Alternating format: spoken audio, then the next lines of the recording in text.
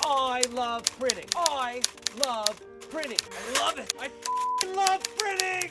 Hey everybody, I want to welcome you back to another session of Printer to Printer with me, except this time we are live from Dscoop in Denver, Colorado. And with us today we have Jeff Jacobs from ePac Flexible Packaging. Yep. Did I get that out right? You got it right. Whew, that was a long one. How you doing? I'm doing okay. How are you doing? Glad to be here.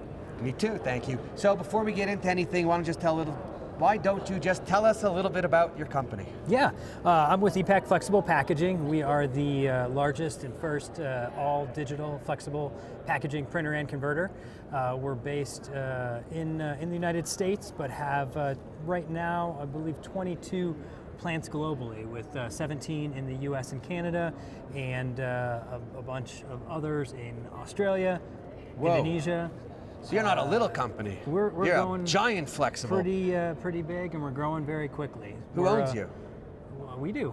Oh, I thought who are the founders, or is it a family, public? It is a private company right now, cool. owned by a number of investors and founders. Private people. Private people for now. Excellent. Who knows where it will go to, but for now it is still private.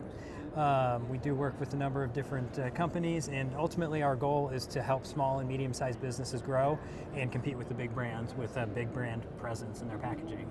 Cool. You deal with the big brands right now. We do some of both. So, okay. Our primary focus is the small and medium-sized companies. Better margin. So, better margin, but big brands will kill you. They do like to get the higher push their weight around, you exactly. mean? Okay. You could say value, I could say weight, because it's not my customer. Yeah. But we're trying to help the small brands. That's kind of who we are, and what we're trying to do is help them grow and compete against the bigger brands. And so what we can do is offer low minimums, fast turnaround times, domestic printing, so you don't deal with all the logistic stuff that's going on right now. Oh my God, yeah, everywhere. During COVID, it's been fantastic to be able to help these brands get something and compete against everyone else who couldn't get their packaging in many months, when we could turn around in 2 to 3 weeks. No, it's pretty cool. I mean, you must be in a great business, because everything I see now in the stores is more flexible packaging and pouches and Ziploc this and the cookies. I mean, I was just, only because Canada, the dispensaries, everything's legal, I'm watching even in the cannabis world how much product is being packaged in flexible packaging and bags and reusable stuff like that. Yeah, it's been a huge growth area for us, both in cannabis and food. Flexible packaging has just been growing at an incredible rate. Just anything from the sustainable aspect of it, it uses a lot less energy to transport it, to the printing, to less waste, and digital. More in a box than a box? Yeah.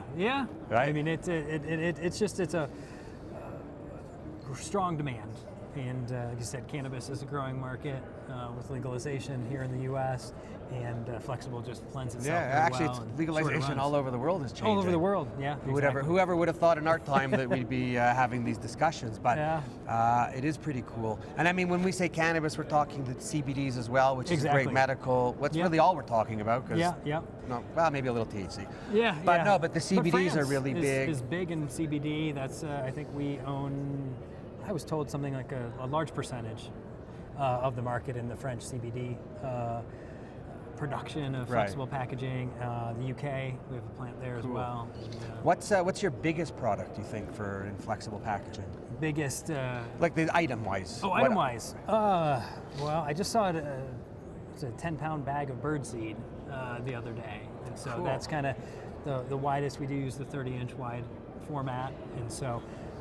So 30-inch wide is when it's folded. Unfolded 30. Oh, you're talking 30 unfolded. 30 unfolded is what goes through and rolls through the machine. So that's a 15-inch bag. Exactly. I mean, less some cutoff. Yeah. And then you can kind of scale the 15-inch, whether that's the max height or width, and make it work. But, cool. And I mean, I've never bought flexible packaging. The only thing I bought bags was Ziploc bags from a Johnson wax company. But what are the minimums? Because unlike print, I'm sure it's a lot different. Or even labels. Labels with digital, you could buy 100. But Yeah, there is definitely some setup involved, not as much as you would with traditional Flexo type of printing. But we offer a $1,500 minimum order for roll stock and $2,500 minimum order for fully converted pouches. Wow, pretty cool. So on the print side of things, how big are your color-wise, how many colors do you have on your longest Flexo press? So we use the HP Indigo 20,000 and 25,000 across all of our plans. And oh, cool. I believe that's an 8-color yeah. set on that. And so we run those exclusively. Cool. Are you running any conventional Flexo presses? We are not. We are wow. all digital. Cool. So we were built from the ground up to be all flexible and on the digital presses. And so if we talk, only just because I'm curious, quantity-wise, on a digital press for Flexo packaging, what's the volume? Or is there... sorry, I'm only asking because when you said big brands, and if we think of a big brand like, I don't know, L'Oreal product to make us, they order in the millions. Yeah. We've done millions. We will do, at the beginning of the pandemic, Bell and Cannabis, who normally makes t-shirts, we were able to help them get to market quickly with a face mask product that they were able to kind of configure their machines to, instead of make t-shirts, make face masks. Wow. And since there was that huge demand at the beginning, we were able to utilize our system to print in multiple facilities and separate out the orders and get the same consistent quality color matching across all of our plants. That's the beauty of Indigo, right? Exactly. That's the beauty. So it was the same everywhere, and I think we were at 4 million. And I guess, so I guess then, if you're doing a brand and you're in multiple countries, you're not doing the millions in one place. You could break it up for the country and the language that they need, or whatever it is, the variable stuff. Yeah. We're doing a lot of that in Europe, in our European plans. Wow. And so with the flexible packaging and the personalization, are your brands enjoying it more? Are they breaking things up when they do stuff? Yeah, they are able to split up the runs across multiple SKUs. It's also really great for the short run, limited time offering, LTOs, where they can do a pumpkin spice test run, see if that's going to work for them, and they're not going to have that huge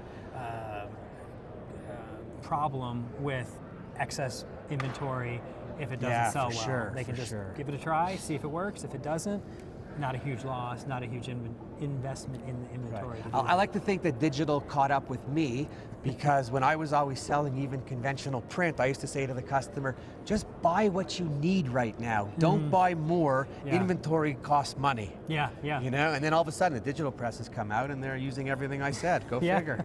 Well, that's the thing that we're able to do with the digital printing, is have a just-in-time type of system for many of our customers. So we've got some customers that'll order every month, and they'll just kind of place their monthly order, get it when they need it. Helps with cash flow, helps with inventory. So I just started laughing because I'm thinking, question, is there just in time today with the supply chain issues? Well, that takes some planning on our part. We've got a fantastic operations team.